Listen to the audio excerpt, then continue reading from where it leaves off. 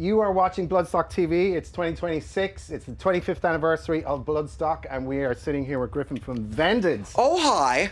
Back again to Bloodstock. Fuck yeah, man. Yeah. Yeah. That was the first time you played here was your first UK festival, if I'm correct. Oh, yeah, dude, that was freaking years ago, man. It was, dude, it's kind of a blur at this point. I can't remember a lot of it. Either way, it was like a really good time. We had a really nice time. Yeah, I think I actually interviewed you the last time you were here, and you were all just so exhausted after your performance. I think it was just the travel and everything, and dude, everyone, you those were through. the dark days. Yeah. Well, it's so lovely to have you back. It's so lovely to have you back. It's great to be back. It's like, it's been a couple of years, it's been a minute anyway since the debut album. And we want to know, the obvious question is, what is going on with writing? What's happening? Do we have new stuff coming? Where is it at? Well, right now it's very secrets tell no one, as I usually say whenever it comes to the writings and stuff like that. But we're just cooking right now. We're working in the kitchen and just trying to get as much done as we can possible, and trying to create something. Nothing like spectacular, nothing new, but something that is VENDED and something that like really speaks to the current day and age and really speaks to the current climate that we are in, with all the craziness, with all of, you know, the modern day struggles that a lot of people currently go through, and especially that we go through sometimes. And we're just working right now, and there's nothing soon and nothing to be really expected anytime soon, but we are working. What I'm getting here is that one of the joys of, unless I don't know otherwise, but being an independent, you don't have a label kind of going, hey, where's this fucking album? Yeah, right. So it's great to actually be in a position where you are going at your own creative pace. Sometimes it can be a hindrance, because a lot of the times I'm like waist deep in like the swamp of writer's block, right. And I'm just like, man, I don't know what the fuck I don't know what I'm wanting to write about right now, man. Like, I don't know what's like, I've gotten like a bunch of shit done, and I'm just like, I don't know what to do now. And so it just kind of, it's great not having a freaking like time lock, and it's also kind of a hindrance where it's just kind of like, yeah, but I feel like I'm doing nothing. So just in terms of just the way that you are writing, and I'm not, you don't have to tell me what you're writing, but like just the way you're approaching lyrics now this time around, everything that's going on in the world, are you kind of coming at this with just a different sort of approach to the stuff that you had written before? Well, when it comes to writing lyrics on my end, because, you know, like the instrumentals in of themselves, they have their own writing process, they have their own way of doing it, and I know nothing about that world. But when it comes to the lyrics, because, you know, I struggle with like dyslexia, I struggle with ADHD, I struggle with all those things. So like reading and all that shit has always been a big struggle and a hindrance to me, but writing, it's taken me a while to get better and better and better at it. So the way that I filter that is that I write as though I'm doing a puzzle. So I have a lot of shit, like a lot of sentences lined up. Like I have a list of a bunch of shit that I've just written down because I'm like, oh, that's kind of like a cool thing to say. And then I use that to like plug it in and like fit pieces in, and then take pieces out to fit better pieces in. And when I do that, I try my best to kind of figure out what the story is going to be.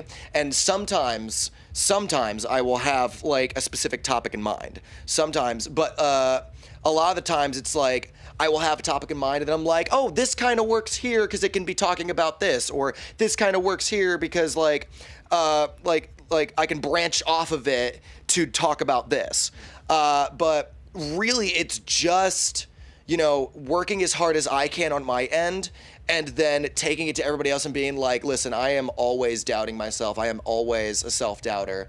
I don't know when something is good or when something can be improved. So I need that fucking, you know, like that second opinion, that second, third, fourth opinion. Yeah.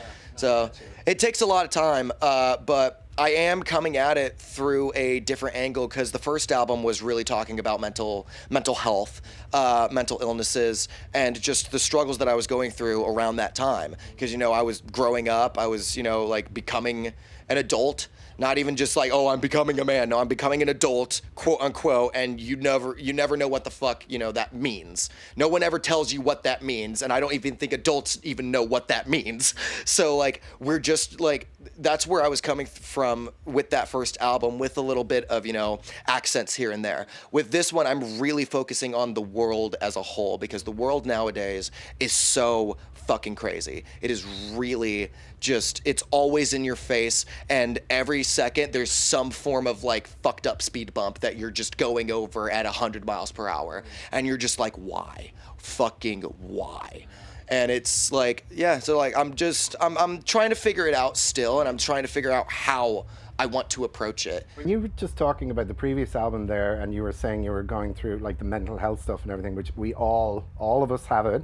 Did you find that it was a cathartic experience for you to sort of put that down and translate it into music? And the thing is that like to answer your question, yes, like I found writing to be very helpful, although I am not that like hardcore of a writer. Like, I don't like just sit like week throughout week just like writing, because, you know, I'm a nerd. I like playing video games and just disassociating a bit. But I did find it to be very helpful, like in that moment where I'm just like, I've got an idea, and I just started writing, and I just started going through it.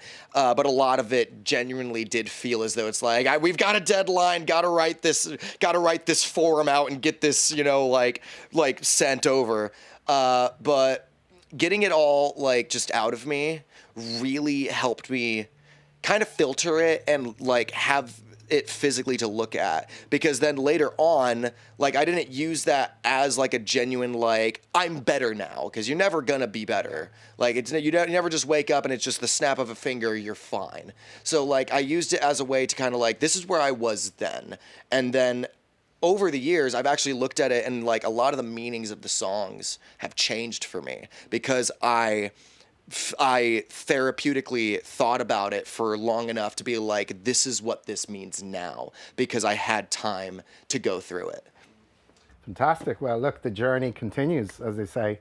I'm very aware of your schedule today, which is absolutely hectic. So busy. I'm going to just release you into the Bloodstock Festival madness now after this. But I just have to say, it's great to have you back. We're looking forward to having you back over and over and over again. And it's just so great to see all of this blossoming and good things happening for you guys, because it's so well deserved. So hopefully the next time we're here, it's not as a, you know, short of a time frame. We will be able to like enjoy and experience everything a lot better. But yeah, listen, you gotta do what you gotta do, man. That's the nature of the business. Oh yeah. Well, listen, thank you so much. I really appreciate it. And everyone out there, obviously just keep an eye on all of the usual social media stuff for news. As you said, there's secrets there that are eventually going to blossom into real life facts.